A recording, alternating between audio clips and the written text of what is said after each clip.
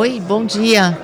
Eu sou a Dani Ferrari, estou diretora de habitação aqui no Secov, sou diretora de relações institucionais na Tenda e hoje a gente vai fazer um podcast aqui focado em habitação social. Eu estou aqui com o Rafael Aires, meu companheiro aqui de lutas institucionais, né? O Rafa é gerente geral de incorporação na Plano e Plano e tem atuado fortemente aqui no setor de habitação, na discussão de políticas públicas, desenvolvimento do nosso setor. É muito bom a gente estar com você aqui, Rafa, tanto no podcast, para a gente falar um pouquinho sobre habitação e no dia a dia. Então, bem-vindo, obrigada pelo convite.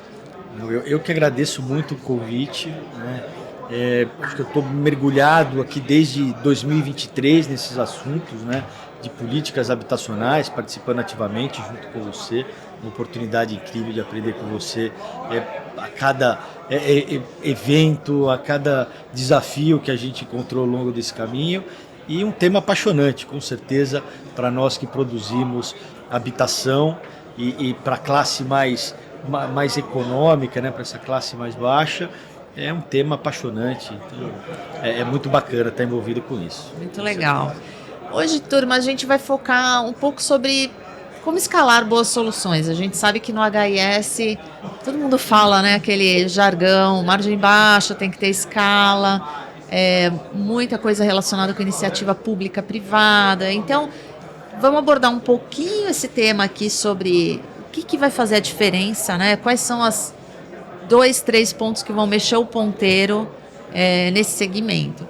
Então, antes da gente começar com esses 2, 3 pontos, vamos fazer um aquecimento aqui, vamos falar um pouco sobre o panorama do déficit, falar sobre esse número, esse déficit de 7 milhões, 6 milhões, ele não muda, por que ele não muda, né?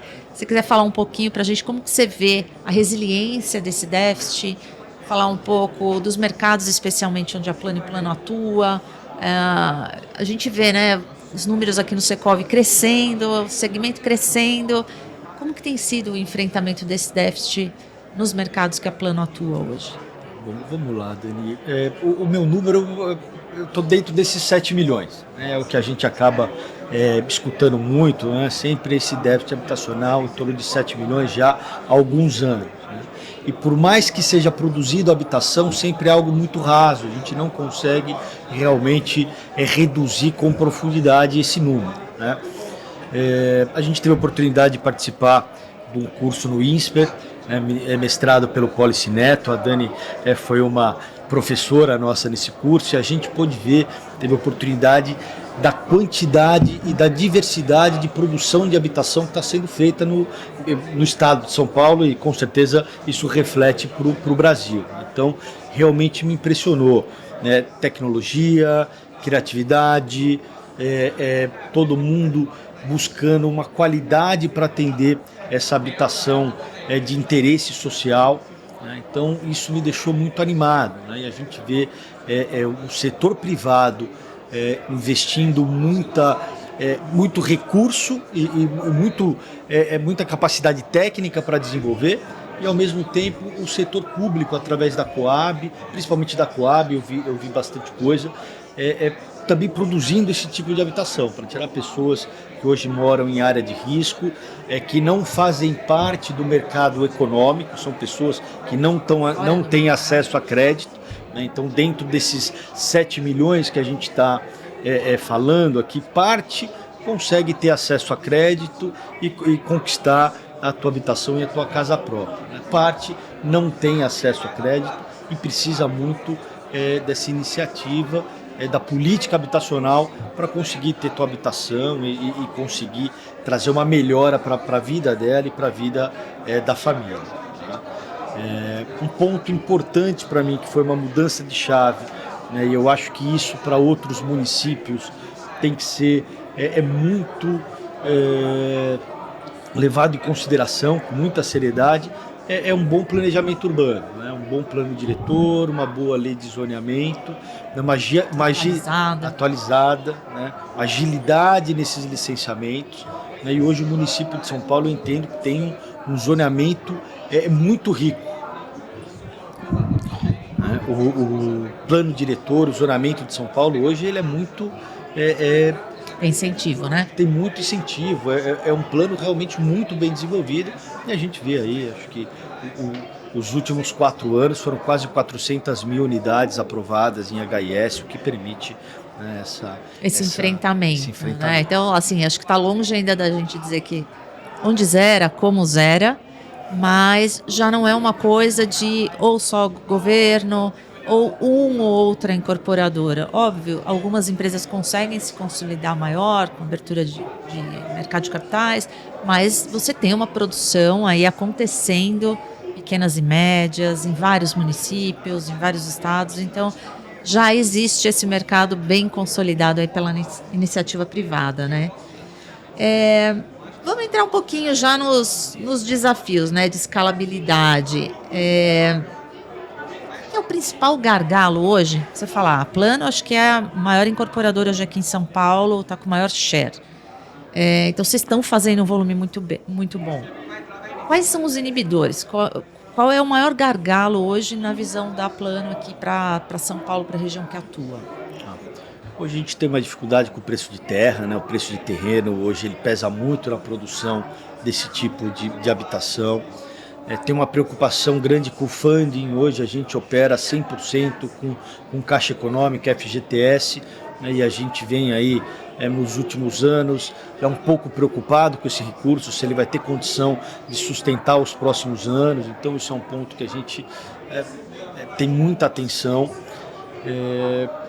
A velocidade nos licenciamentos, né? A gente trabalha com hoje empreendimentos maiores, você passa por isso também com a Tenda, enfim, e com a Lei, então a gente tem licenciamentos mais complexos, né? Geralmente precisamos levar a Grapoab para fazer esse licenciamento do Estado, depois tem a questão de prefeitura.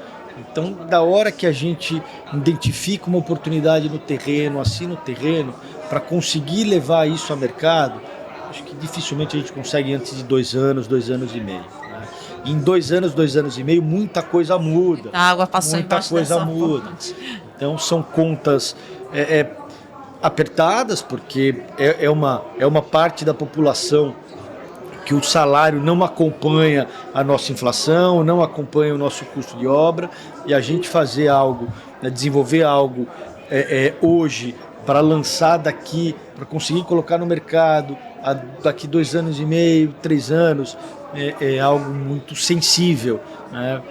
Com qualquer mudança de taxa de juros, com qualquer falta de funding, com qualquer dificuldade na captação de recursos também por essa família, a gente acaba tendo um risco enorme lá na frente. Né? Então eu acho que hoje o tempo, a velocidade é muito importante para quem produz habitação para essa classe mais econômica. Eu acho que esse é o principal gargalo que eu vejo. A gente precisava ter um modelo um pouco mais... Enxugasse um pouco as etapas, né? Você está falando aí de um segmento que é super padronizado. Acredito que a tua tipologia 100% carimbo. É um carimbão, carimbão, né?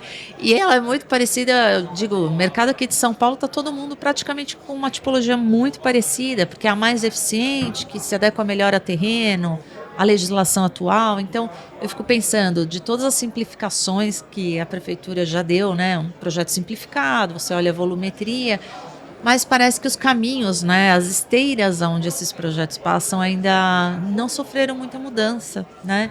A gente teve aí tentativas, já falando na linha de escalabilidade, né, de uma prova rápido, mas a gente sabe que não é para todo projeto. Quando vem um projeto grande, ele só tem mais unidades, né?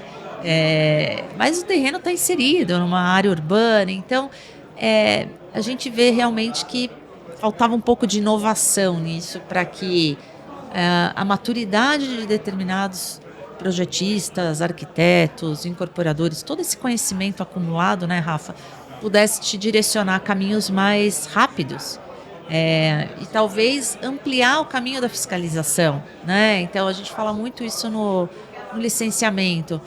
Talvez deixar para os profissionais maior autonomia, maior responsabilidade e transferir esse tempo da checagem para fiscalização, né? Você concorda com esse ponto de vista? Você acha que isso ajudaria a destravar um pouco o licenciamento? Com certeza, eu concordo totalmente. Muita coisa melhorou, a gente enxerga, identifica uma melhoria contínua, né, tanto de município quanto de estado, excelentes profissionais, excelentes técnicos, muita gente boa querendo fazer, mas ainda é aquilo.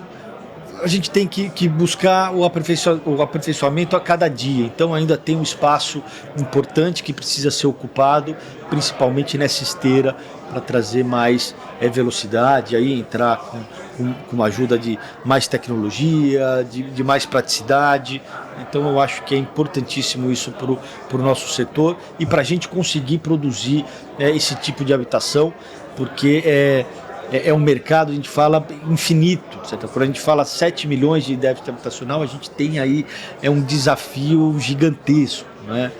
Eu estava olhando o que foi produzido de Minha Casa Minha Vida desde 2009 até agora. A gente está falando de 9 milhões de unidades. Né? Muita produção, né? Agora, quando a gente divide isso em 16 anos, que é o que está completando, estamos falando de 500 mil unidades por ano. Né? A gente precisaria estar próximo de 1 milhão de unidades sendo produzidas. Então isso é fundamental para ajudar. Como escalar. Vai ter isso, isso contribuiria com certeza. E dessas, tirando assim o processo do licenciamento, na tua visão, essas mudanças regulatórias, as mais recentes aí, elas têm mudado a viabilidade dos projetos para melhor, para pior? Ou está neutro porque acaba ficando para o dono do terreno? Não, ela melhora, né? Ela tem a sua participação, sim, tudo melhora, né? É um conjunto de coisas, né? Um pouquinho de cada lado, onde a gente vai conseguindo. Não tem a bala de prata. Não tem a bala de prata, né? Não temos a bala de prata. Agora precisamos de uma contribuição, acho, de todos os setores envolvidos nesse tipo de produção, de habitação, enfim. Então, ajuda sim, sempre ajuda, mas tem muito aí para casca de banana para tirar ainda nesse caminho, né? Vamos falar um pouquinho de soluções de sucesso. Teve algum produto, teve algum terreno, teve alguma configuração de case de empreendimento que vocês lançaram nos últimos tempos, que vocês falaram, caramba, isso aqui se tivesse 10 desses, estava feito? O que de case de produto ou até forma de gerar um negócio, se foi rápido e por que foi rápido, ou se foi grande, ou se foi pequeno, mas foi diferenciado, alguma localização, o que brilhou os olhos lá dentro, que você falou, nossa, aqui juntou a fome com a vontade de comer e deu tudo certo? Eu acho que tem. Eu vou trazer 2 exemplos aqui. Tá? Um que eu não posso deixar de trazer, que é um programa habitacional, que foi o Pode Entrar. Eu acho que ali foi uma junção, eu acho que ali os astros se alinharam totalmente, porque nós tivemos a possibilidade de trazer projetos que nós já tínhamos a mercado para participar. Então isso é fundamental para o sucesso, algo que eu já produzia a mercado, que já estava ali na prateleira, já estava sendo trabalhado, ser aceito para participar desse programa. Né? A velocidade no licenciamento, e aí vai aqui um grande ganho do município de São Paulo, porque teve uma esteira muito ágil, muito veloz à parte para fazer esse licenciamento, né? E a forma de contratação. Acho que o retorno financeiro para a empresa que está produzindo, conseguir gerar habitação no preço que o município precificou para fazer a aquisição dessas unidades. Então ali, esse realmente foi um super sucesso, espero que se repita. Estamos falando aí de 20 mil unidades contratadas, então as primeiras entregas acontecem esse ano, em boas localizações, né, produto com muita qualidade, então isso é um case com certeza de sucesso que eu pude participar e histórico. Espero que a gente consiga continuar produzindo, né, e replicar esse programa habitacional. Tá? Agora, olhando um pouco para dentro de casa, aqui olhando para dentro da Plano & Plano, a gente consegue produzir em terrenos um pouco mais afastados, mas ainda muito bem localizados. São Paulo tem uma dimensão gigante, né? Uma cidade aí do município de 12 milhões de habitantes, então terrenos maiores, um pouco mais afastado, mais próximo de infraestrutura de transporte, a gente sempre está atento ali, uma linha de ônibus, a uma estação de trem, então para que a gente produza a habitação sem vaga, né, para esse tipo de população. E a gente conseguiu trabalhar com unidades para atender o RET 1, né, que a gente chama de RET 1, faixa 1,5 urbana. Né? Então a gente consegue atender renda de até 2.850. Está conseguindo produzir habitação para renda de R$ 2.850 mil familiar. Né? Com isso, a unidade é vendida na faixa dos seus 205 mil reais. Quando a gente consegue fazer esse tipo de produto, não é fácil. Eu acho que a gente está indo para o 5º empreendimento nessa linha. A gente tem uma adesão gigantesca. Né? A gente consegue ter uma velocidade, né? Eu vou falar que é uma velocidade de venda, mas essa velocidade de venda, vamos traduzir ela em famílias de renda familiar até 2.850 realizando o sonho da casa própria. Então isso é uma junção ali emocional, porque é emocionante quando você vê viabilizar isso e o retorno financeiro para a empresa. Né? Então, para isso, eu preciso ter um preço de terra mais acessível, eu preciso ter uma condição de engenharia com muita tecnologia. Então, a gente tem o domínio hoje da alvenaria estrutural. Então, a Plano é uma empresa especialista nesse tipo de produção. Então, ali a gente ganha muita velocidade na execução, baixo desperdício, junto com a velocidade de venda, porque eu preciso que isso seja absorvido rapidamente para a nossa viabilidade ali eu ter uma curva de venda menor, e aí a gente sabe que consegue fechar melhor a conta para produzir esse tipo de habitação. Agora é algo muito sensível, é um risco grande que a companhia acaba tomando quando parte para essa decisão, porque muitas vezes eu não consigo ter um licenciamento adequado e aí eu não consigo segurar esse preço. Aí, muitas vezes é um projeto... A inflação acaba te comendo essa oportunidade. E aí a gente acaba não conseguindo produzir. Então, nós conseguimos, eu acho que estamos indo para o 5º empreendimento, tem outras coisas para a gente conseguir produzir nessa linha, e realmente a hora que você encaixa esse produto, ele é um grande sucesso, ele vai ser um grande sucesso. Agora é muito enxuto, são muitos detalhes que a gente precisa, porque o preço é fundamental ali na ponta. Então acho que são dois cases que aqueceu o coração lá, a turma se engajou. Eu ainda vou voltar aqui um pouco no Pode Entrar para a gente falar dessas parcerias público-privadas, mas aproveitando que você entrou no assunto desse cliente, vamos falar um pouquinho desse cliente. Esses 5 projetos que você está falando, ou o 5º que você está entrando, você já fez alguma entrega? Ainda não, está bem recente. Está bem recente.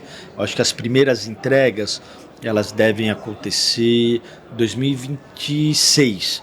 Eu acho que 4º tri de 2026 a gente começa as primeiras entregas. Mas o grande volume deve vir final de 27, comecinho de 28. A gente tem se provocado aqui a começar a partir dessa produção, desse tipo de produto voltado para esse cliente.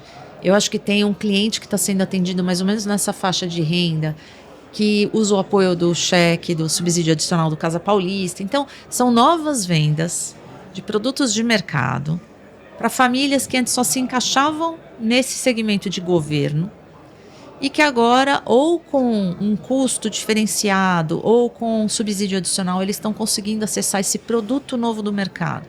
Então, isso é um fato novo, certo? Que a gente ainda não sabe qual vai ser o resultado, qual vai ser a usabilidade, como que essa família vai ter essa mobilidade social dentro desse empreendimento. É uma história nova que a gente está contando, praticamente um faixa 1 urbano, né? A gente vê que hoje o faixa 1 está mais voltado para municípios menores, fora das grandes capitais, e a gente tem essa novidade aqui, né? Então, acho que como setor, Secov, aqui, segmento, futuramente a gente gostaria de explorar um pouco de pesquisa disso, né? Sem dúvida.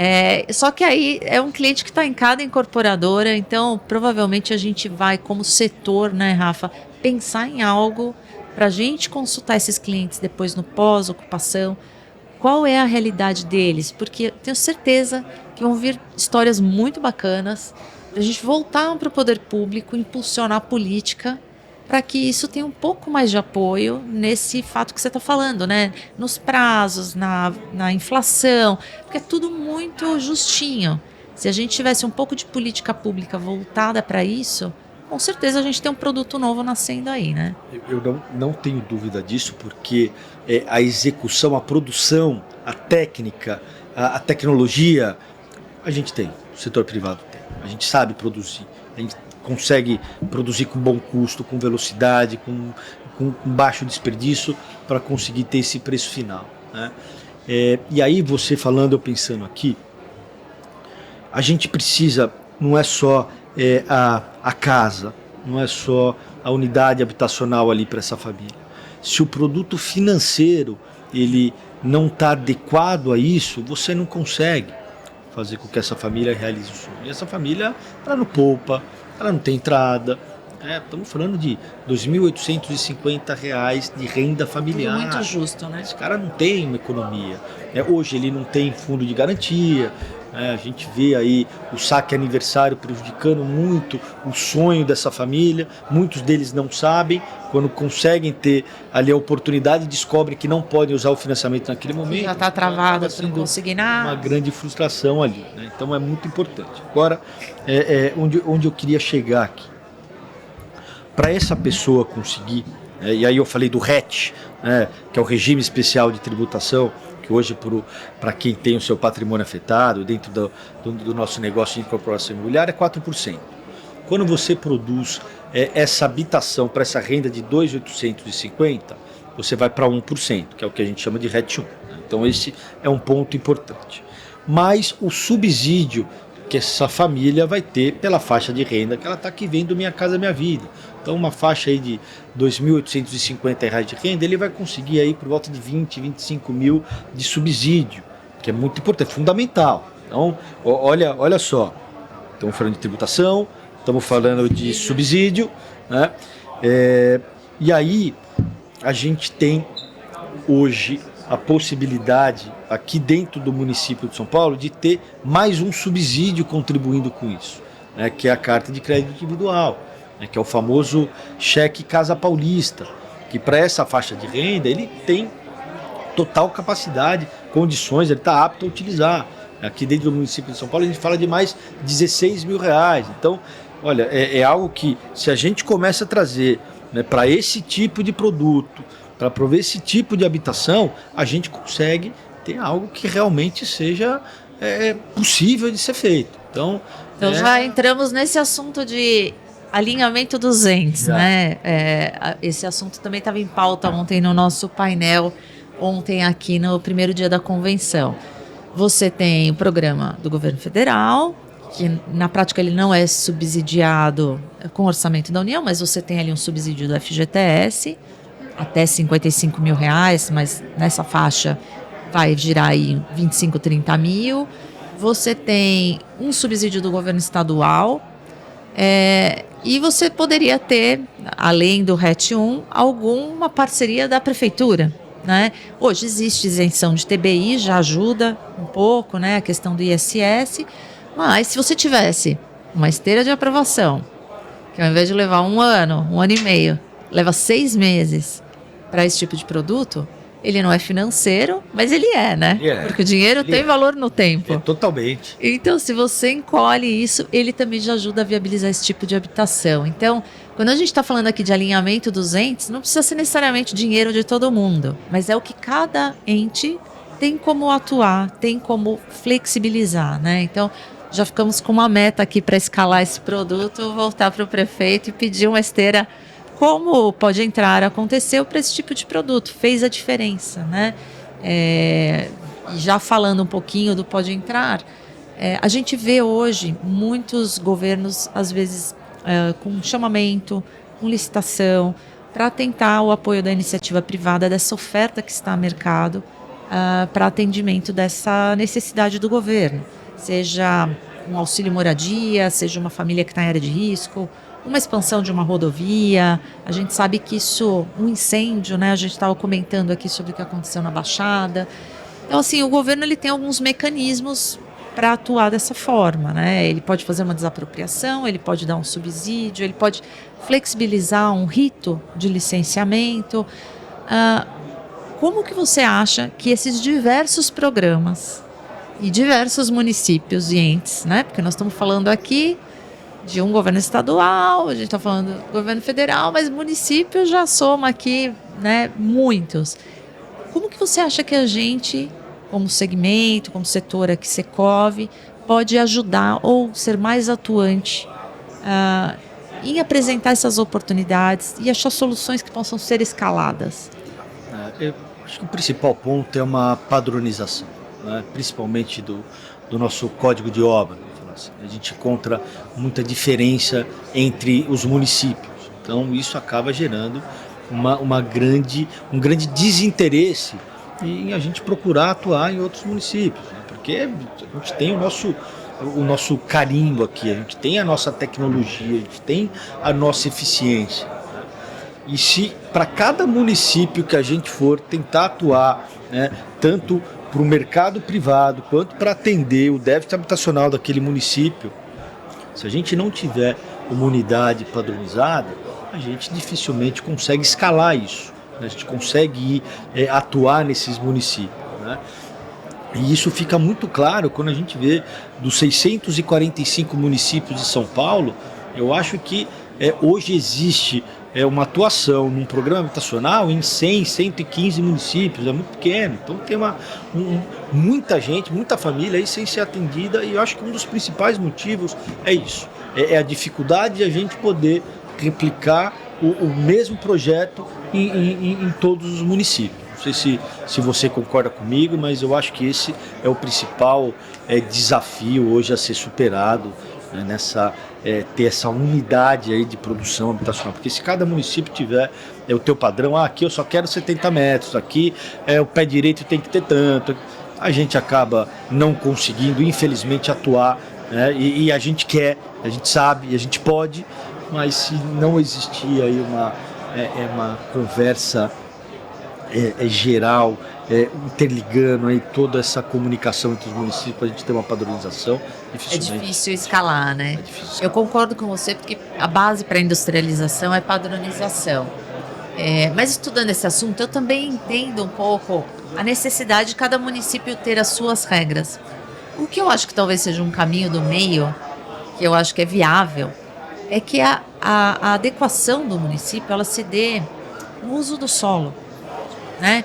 No zoneamento, na questão de mobilidade, parcelamento do solo, porque às vezes você tem uma zona mais conurbada, menos conurbada, você tem transporte de formas diferentes para cada município, mas a hora que você chega no Código de Obras, Rafa, ele vai atender as pessoas iguais, certo? Nós não temos uma grande diferenciação, vamos chamar assim, de tamanho de brasileiro, né?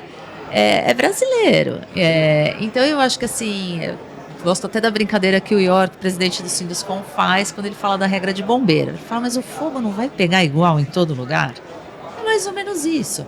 As pessoas não vão ter direito ao conforto térmico, acústico, são pessoas iguais. Então a gente poderia ter, em termos de código de obras, né, um carro igual, o mínimo, né, o padrão mínimo para você atender todos os municípios. E aí, óbvio, você vai melhorando esse conforto no nível 1, 2, 3, 4, a partir do que cada produto, né, cada família pode pagar. Mas a gente gosta muito da defesa por norma. As normas são isso, né? Se existe uma norma brasileira, ela coloca ali condições que valem para o Brasil inteiro, como padrão mínimo. Então, esse padrão mínimo seria um bom caminho para a gente começar nessa padronização, né?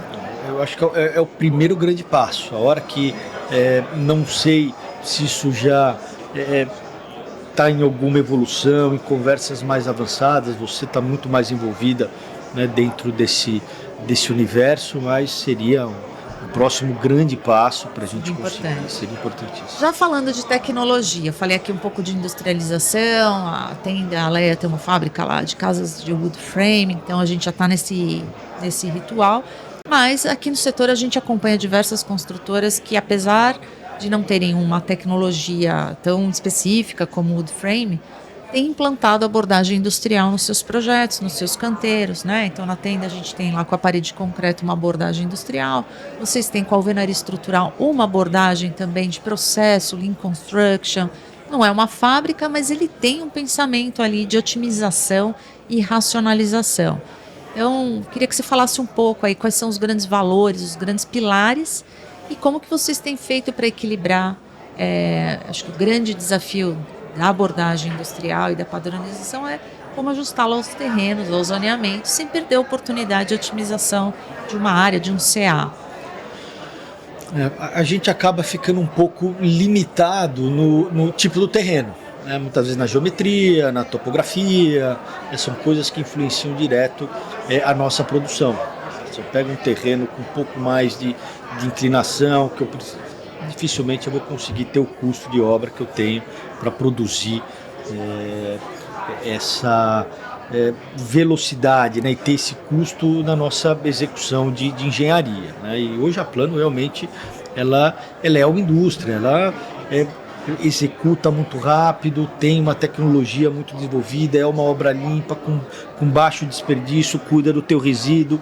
Então a gente tem um modelo muito vencedor, que nos dá um custo de obra para produzir, para atuar nesse mercado econômico, né, mas tem as suas limitações, né? E aí é o terreno com mais dificuldade, a geometria que eu não consigo implantar as torres e extrair o máximo de CA, né? E o potencial construtivo é fundamental para a gente conseguir deixar esse produto viável, né? Fazer a viabilidade dele. Se eu não consigo ter um potencial construtivo alto naquele terreno, dificilmente eu vou conseguir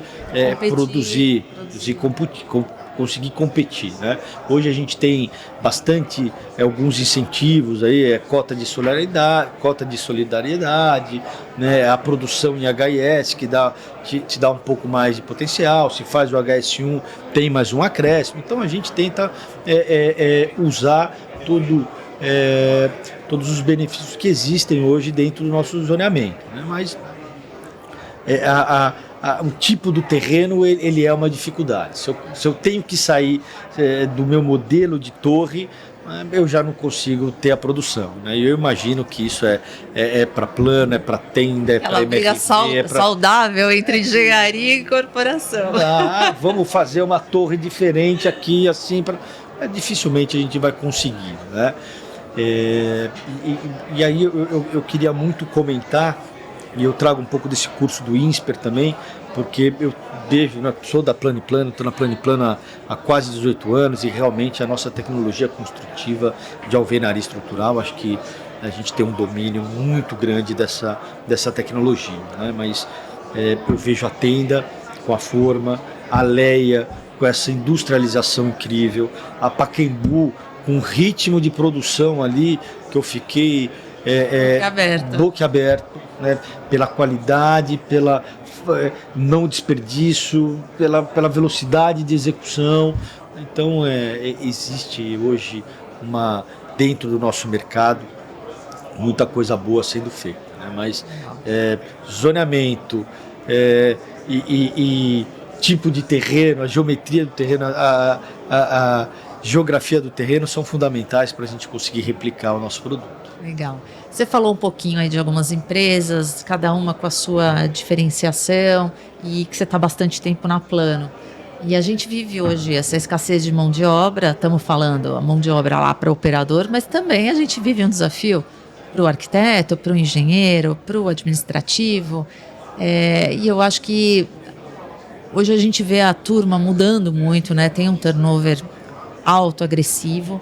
E eu queria que você falasse um pouco mais sobre a cultura, né? Sobre o que esperar de alguém que vai trabalhar na Plano e Plano. Fala um pouquinho da cultura. Você está há muito tempo lá, acabou de ter filho. Acabei de ter filho. Como que está esse equilíbrio? Como que está a chegada de novos colaboradores para todo mundo que está aqui participando, que tem curiosidade e gostaria de conhecer um pouco mais o ambiente da empresa.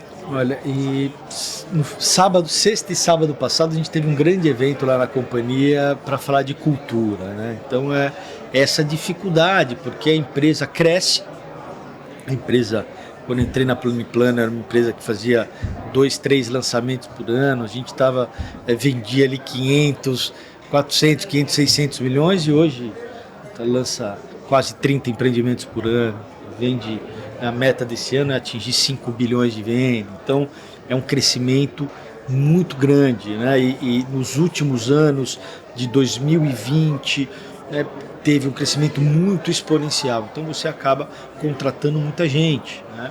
E pessoas que entram numa empresa e aí você deixa de ser, né, aquela empresa mais familiar um pouco, né? Porque era um pouco disso, já tinha grande resultado, mas pessoas muito antigas e tinha ali aquela cultura enraizada acontecendo. E quando você vai trazendo muita gente, precisa por necessidade, né? O teu volume é muito grande, você precisa de mais pessoas, precisa trabalhar também a sucessão, enfim, você acaba tendo a dificuldade de dividir essa cultura, porque você tem uma rotina muito dinâmica no teu dia, Ali te cobrando.